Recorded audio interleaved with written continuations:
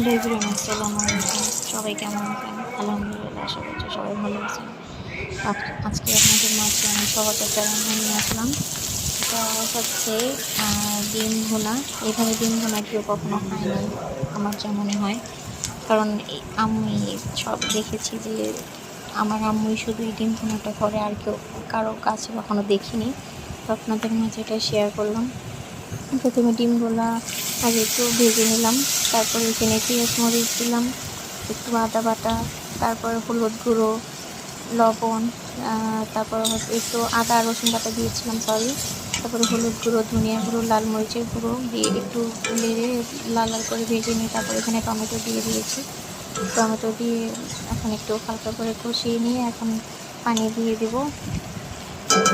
পানি, তারপরে যে ডিম পানি দিয়ে তারপরে যে একটু দেখতে পাচ্ছেন কীরকম হয়েছে। তারপরে যে ডিমগুলো দেখাই দিলাম কীভাবে কিউব করে কাটছি।